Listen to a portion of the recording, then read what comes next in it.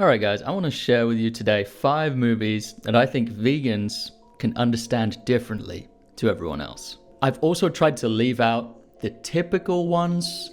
These are not for trying to convert people to veganism. For vegans, they're going to see these movies with a different perspective to everyone else, and that's kind of satisfying. The reason that vegans can see a hidden side to these movies is because vegans have made the connection between humans and animals, extending our compassion, our sense of justice and freedom to animals. The same values we hold for humans, we just extend those values to all animals. Let's start with this one. Now, I'm not the first vegan to bring this one up, but I am going to start the list off with this one, Chicken Run. Perhaps I didn't explain our situation properly. We lay eggs, day in and day out, and when we can't lay any more, they kill us. Hey, it's a cruel world, Dollface. You might as well get used to it. Which part of they kill us do you not understand? Hey, I got my own set of problems to worry about. Is a film where the chickens are prisoners, they're the heroes of this story, and we're rooting for them to escape and to find freedom. And vegans can watch this movie with the knowledge that the rest of the audience who are watching this, well, when they go out of the cinema or they turn off their TVs, they go back to being the bad guys of this movie. By eating chicken, by creating a demand for chicken and eggs, they are the bad guys. Despite rooting for the chickens, they are on the sides of the farmers. Not only is this about the exploitation of the chickens' bodies and their lives, but also the products of their bodies, which is what makes this a vegan message and not just a vegetarian message. The main reason these chickens are here in their confinements, in captivity, is their eggs. We are shown chickens being murdered for simply not laying enough eggs. And this is realistic, and I'm so glad they included this scene. So this isn't just a vegetarian message, it's a fully vegan message, and it shows the causal relationship between the products of an animal and their more overt exploitation of their deaths.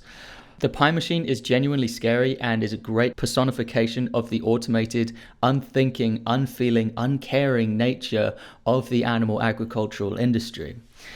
They do anthropomorphize the chickens, and this could be seen as a downside to this movie. However, the majority of the chickens are not portrayed as being very bright, and that's important, I think. Like the farm animals of today, they are institutionalized. They don't know what a life of freedom is like. In this way, Chicken Run diminishes the importance of traits like intelligence and preparedness in the conversation about freedom. Freedom. I often think about this scene where the main character is explaining the concept of freedom to the other chickens, and they ask questions like, where does the farmer live? And this is definitely how I feel as a vegan explaining to non-vegans the scenario of liberating animals. Who feeds us?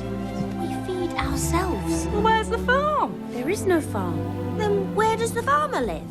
There is no farmer, Babs. Is he on holiday? He isn't anywhere. Don't you get it?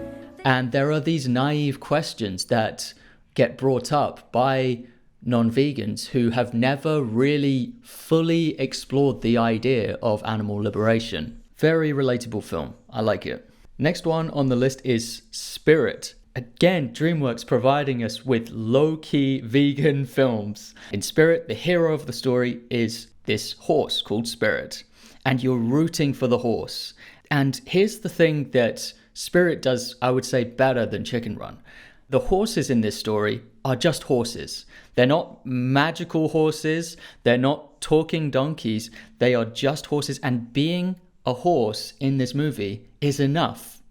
It's enough to just be an ordinary horse that does not want to be enslaved. Horses, just like any animal, don't need to be magical to be worthy of our kindness and our compassion and our justice. I am critical of this scene here where the horse is anthropomorphized in a way where the horse is able to kind of give consent and consent to being ridden by the Native American.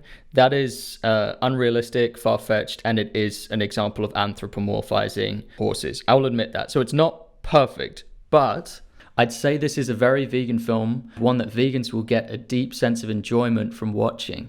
At times, the film becomes a bit more about the Native Americans. In a way, this is still relevant, as Native Americans are also a good lens for how people justify our exploitation of animals. The villain of this story, of course, is the humans, the colonialists, who are trying to ride this horse that they caught out in the wild.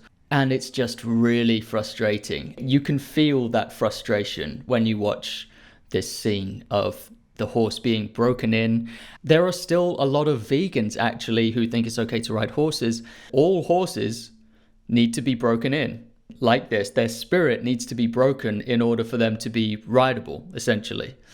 And that is something people need to realize, I think. Good film. Next on the list, we have Okja, probably the most overtly vegan film of the collection. It has a very apparent vegan message that I think everyone who's watching will get the feel of. It's really good at striking that balance between a movie that non-vegans will watch and take on board, and a movie that vegans will understand on a much deeper level and resonate with on a much deeper level. They will also leave a minimal footprint on the environment, consume less feed, and produce less excretions. And most importantly, they need to taste fucking good. You heard already, they just completely scrap the environmentalist angle of veganism right from the get-go, which I love. Veganism is not about environmental benefits. If there's a sustainable way to enslave an animal, that enslavement is still wrong. Bong Joon-ho is one of my favorite directors, so I'm thrilled that he brought the topic of animal rights and animal exploitation to the world stage. I have talked to vegans who have said that this is the movie that turned them vegan. However, seeing this film as a vegan now gives the film a way deeper meaning than what carnists might see. Carnists might look at this and say, oh look, the girl wants her pet back. Vegans might see this film is a thinly veiled documentary of the state of the animal agricultural industry right now. So, Okja is a must-watch, I would say, for vegans and non-vegans alike. A very useful film because this is one that vegans can recommend to their non-vegan friends. It also has kind of the utilitarian versus deontological perspectives of veganism, where some of the activists make the choice to essentially sacrifice one super pig in order to spread a message about super pigs in general. And this is a thing that we see as an ongoing debate in the vegan circles with regards to things like lab-grown meat, where certain vegans are proposing to sacrifice the rights of some cows in order to create lab-grown meat. So very relevant as well within vegan circles and not just externally. Next, we're taking it back to an old school classic. I'm talking about Planet of the Apes, 1968. It's a great movie. It was a hugely influential blockbuster when it came out, and it's still relevant to this day. The concept seems really simple, but it's really powerful, especially on the topic of zoos and treating exotic animals as a spectacle, and of lab testing. The ape civilization come across as extremely egotistical. They're kind of unbearable to listen to, and hearing these common phrases that are used on animals but instead used on humans is jarring. That Bright Eyes is remarkable. He keeps trying to form words. You know what they say, human see, human do. It's a perfect reflection of the human superiority complex that vegans constantly notice. My case is simple. It is based on our first article of faith, that the Almighty created the ape in his own image, that he gave him a soul and a mind, that he set him apart from the beasts of the jungle and made him the lord of the planet. These sacred truths are self-evident. I call it oppressor logic. a toolkit of justifications and reasonings that have the appearance of rationality, but it's all distorted reasoning that ensures the victims to be securely kept under the boot of the oppressor. Unfortunately, this story is not perfectly aligned with vegan values because they took some creative liberties in kind of stunting the intelligence of the other humans behind bars, making the main character a kind of special case or special exception. It would have been better if they had shown how the poor treatment of these humans in captivity is what led to their stunted development, in much the same way that historically slaves were forbidden from getting an education and were tactically withheld essential nutrients, water, and other resources to keep them docile and to help maintain the lie that they are stupid and reliant on their oppressors. They use the exact same justifications as non-vegans do, and we see the same negative cycles of subjugation being used. Animals, especially farm animals, are forced into undignified living conditions where then it is harder for us to look at them and feel respect for them. They're prodded and taunted and goaded into retaliating, and when they retaliate, they are labeled as a violent species. Mothers are placed into conditions where they are unable to take care of their offspring, and then they are labeled as bad mothers. That is used as a justification for farmers to continue breeding them and oppressing them. So anyway, back to the Planet of the Apes. It has a lot going for it. However, by the end of the movie, they have completely fumbled any attempt at a meaningful animal rights message. Instead, trying to assert that this ape was correct and the humans are a violent race, a violent species, and there's a whole load of collective punishment and collective guilt placed on these humans that are now here. So in my opinion, the ending of this movie is an absolute mess. And it's a shame, because there are some good parts in this movie that do make you think. Next, we have probably the weakest one in terms of vegan undercurrents of this collection, but I wanted to add it. This is War of the Worlds, and I'm going to put this Steven Spielberg War of the Worlds as it's more of a contemporary film that I think more people can enjoy because it's a more modern film, but it's adapted from the famous novel by H.G. Wells. You could see this as a more standard disaster flick, but even so, this story shows very clearly how the might equals right way of thinking backfires in spectacular fashion the moment a stronger, more advanced species arrives on Earth. Through the point of view of a human family, you are made to feel the terrifying injustice of Darwinism, and it is humbling. And I think this is a good example to keep in mind when people make might equals right justifications, which is a very common defense against the vegan idea, which is to say that we have superior technology, we are able to dominate animals and the animal kingdom, and therefore it's totally okay and we shouldn't need to question it. It's one thing saying that from a detached point of view, and it's a whole different thing experiencing that in a motion picture. Would it be okay if aliens treated us how we treat animals? I would say this is a pretty good one for vegans to watch, although it's also not the most relevant film on this list. The Matrix is a system, Neo. That system is our enemy. But when you're inside, you look around, what do you see? Businessmen, teachers, lawyers, carpenters, the very minds of the people we are trying to save. But until we do, these people are still a part of that system, and that makes them our enemy. You have to understand, most of these people are not ready to be unplugged. And many of them are so inert, so hopelessly dependent on the system, that they will fight to protect it. This is the one and only The Matrix. You might be surprised or you might not be surprised, but let me just explain why I've put The Matrix on here. This is just the absolute best metaphor or allegory there has ever been for a paradigm shift. That's why you've seen it being used in other movements that are not vegan movements, but it's so relevant to veganism as well. And though it has already been applied to many different paradigm shifts already, and it does seem to have been hijacked by the alt-right in recent times, I can't help but thinking that when they wrote some of these scenes, It's just scary how much of this maps on to the paradigm shift towards veganism. Just take some of these lines, for example. I know that when I put it in my mouth, the Matrix is telling my brain that it is juicy and delicious. After 9 years, you know what I realize?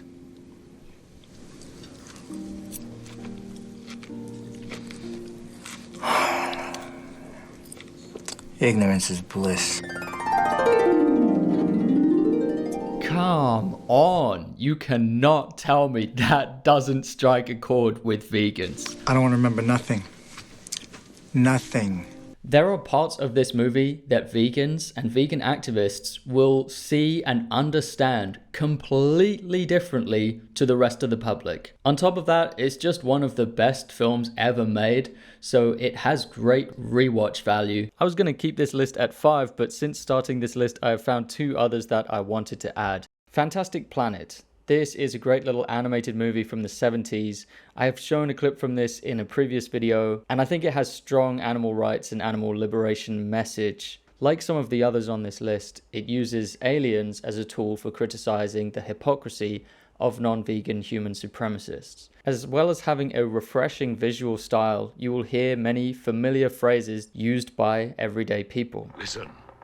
The drugs. Silence.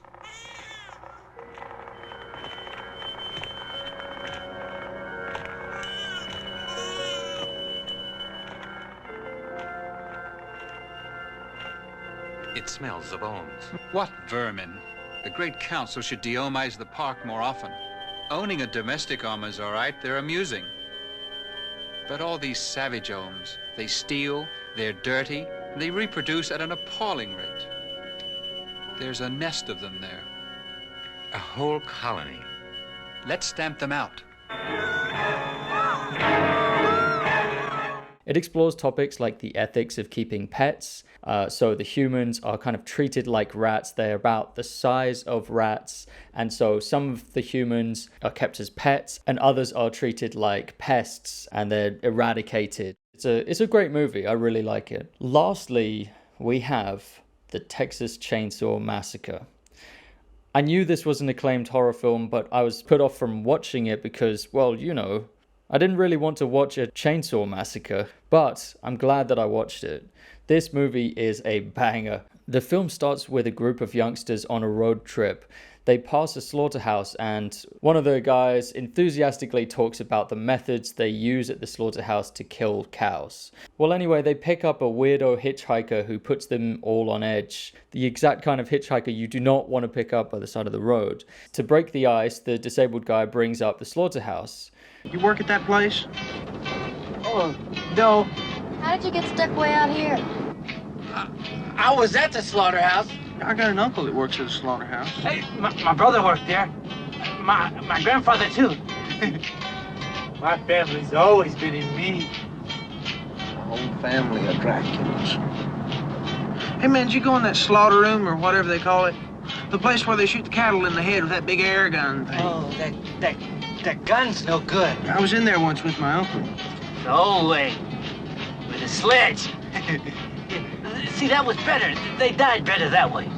How come? I thought the gun was better. Oh, no. With the new way people put out of jobs. You do that? Look.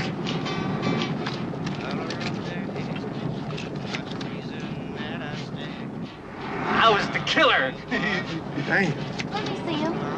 They don't send the heads away. You took these, huh? Yeah. Franklin. See, they make head cheese. They take the head and they boil it, except for the tongue. And they scrape all the flesh away from the bone. They use everything. They don't throw nothing away. They use the jowls and the muscles and the eyes and the ligaments and everything. And look at this. For the nose and the gums and all the flesh, and they boil it down into a big jelly of fat. Wow, I didn't know that's what was in that stuff. It's really good. You like it? Oh, yeah, sure. I like it. It's good. Sounds Carl, is it possible we could talk about something else? You'd probably like it if you didn't know what was in it. No, I wouldn't, and I wish you'd stop talking about it. Oh. Come on, Franklin, you're making everybody sick. All right. Well, I won't spoil how it goes down, but let's just say the group goes on to directly experience all the ways cows are killed and dismembered. They get first-hand experience at this. The vegan message was not lost on me. So the Texas Chainsaw Massacre is the last movie in my list. Go watch it. It's a good time, actually. Watch it with friends. It's really fun, actually, if you're into horror movies. If you find the thought of being killed by multiple blows of a blunt sledgehammer horrifying, maybe don't demand for the members of other species to be put through that for your taste preferences. Thanks for watching and listening to my list, and see you in the next video.